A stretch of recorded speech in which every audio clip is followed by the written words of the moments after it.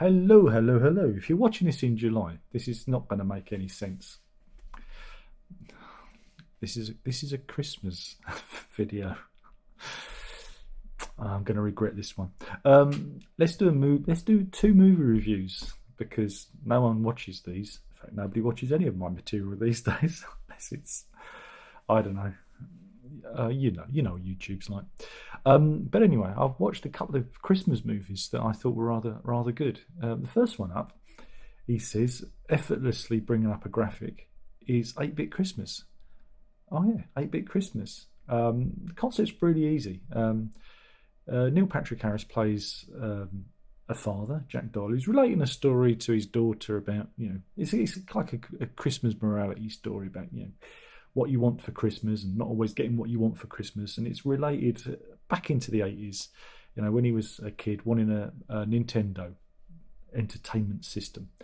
And so it's, it riffs heavily on 80s nostalgia and things like that. Winslow Fegley plays young Jake Doyle, the kid version of himself. And yeah, it's a delightful little 80s type comedy. It's almost got a kind of John Hughes quality to it, but it's not as saccharine as John Hughes. But yeah, the various kids in the neighbourhood, want a Nintendo. They're hard to get. They don't have the money. They've sold out. There's various plot devices in it to tootle the plot along. But it was enjoyable, and the resolution I didn't see coming. I thought it was a really good Christmas film, which kind of blindsided me by the end. Normally you can predict what's going to happen, but this one, there was a little bit of a twist there at the end. David Cross turns up as what would you call him, a hawker, a flipper, someone who's selling Nintendos out of a car boot sale, and Cabbage Patch dolls, which also sold out. There's a subplot about Jake's sister wanting a Cabbage Patch doll, and again, all this stuff, for somebody of a certain vintage like myself, reminded me. Not that I ever wanted a Nintendo back in the day. I don't think NESs were that big a thing over here back then. It was more the 16-bit era that really captured the UK games imagination. But yeah, I thought it was a really delightful movie, and I really enjoyed it, and I liked the switcheroo at the end, which caught me off, and it turns into a very different film. The resolution is quite different because it shifts. But again, I'm not going to spoil it because it's a good one, and I thought it was very enjoyable, and for a Christmas film, wasn't too overdone, and I think and the kids were really good. They weren't irritating, so it was pitched just at the right level. The next one up is, well, again, it's a bit of a curious one. It's Michael Sheen, and he's starring in Last Train to Christmas, which dropped yesterday on. It's a Sky Movies production, so it's not been shown at the cinema or anything. It was shown exclusively on Sky Movies, which is a shame, really. However, I read some of the other reviews, and it seems like I'm the only person that enjoyed it. I enjoyed it. Michael Sheen plays Tony Towers, it opens in the 1980s, about 1985, mid-80s, and it's shot like it's the 80s. I love it. The video quality, it looks, the certain ratio. It's not letterbox, it's a certain screen ratio. The colour grading, it took me back. It was like watching an episode of Brookside.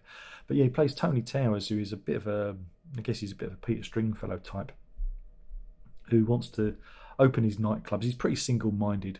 He's not a bad person per se. He doesn't come across as horrible. He's just single-minded, I think. And there's time travel involved with the train as he moves through certain carriages backwards and forwards along the train. He goes back and forwards in time. So it's part The Sound of Thunder and part It's a Wonderful Life. And again, because every good Christmas story, you need a little bit element of time travel and a little bit of element of what if. We have it with A Christmas Carol, Scrooge. He gets to see Christmas past and Christmas future. And Tony Towers, Michael Sheen, does the same thing. But the really interesting thing, slight spoilers, is the story isn't really about him. It's actually about his brother, Roger Towers, played by Carrie Ewells, who, crikey, he's been in so many things. Robin Hood, Men in Tights, Stranger Things recently. He's one of those character actors that gets absolutely everywhere. And he's transformed as Roger in this. You wouldn't necessarily recognise him. He does a great job playing his character. And it's his story and about decisions that are made. And it's all about, it's all about the decisions we make and how life plays out. And it's quite sad in a way. Again, I don't think many people got the emotional resonance of it, because it's not about Tony at all. It's about his brother, and that's how you've got to watch it. And I think the reviews I've read, because I really enjoyed it. I thought it was really cool.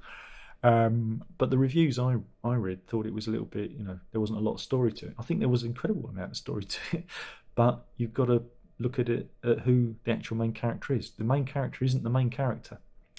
But again, I really like the way it was filmed. It was done, this is like a TV movie budget. There's a very small cast.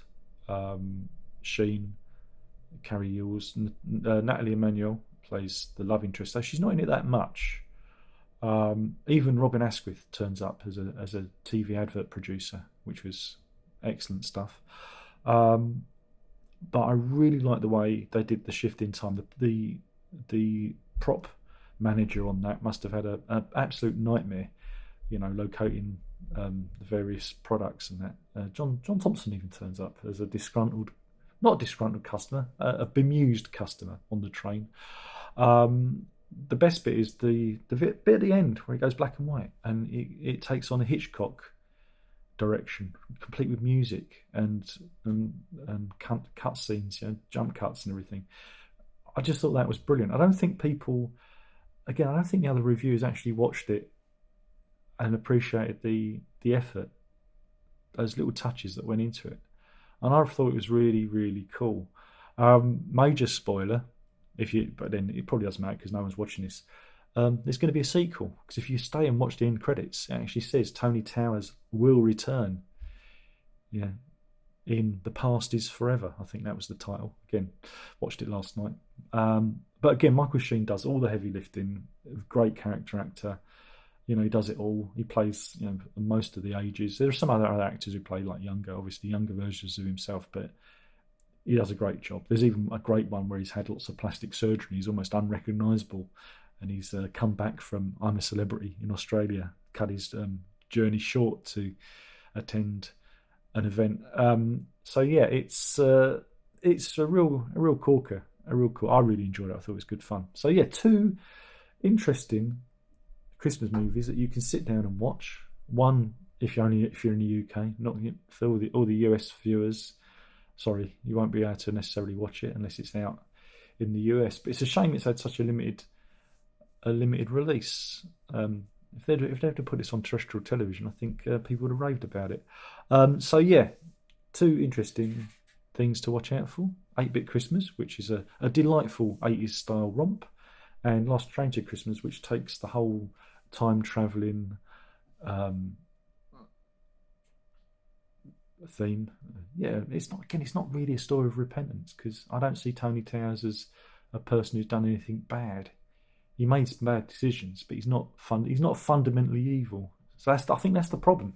There isn't any. He doesn't actually learn anything, because he is a good person. He does care about people. He's just a little bit blind by business, Whereas is Scrooge the same way?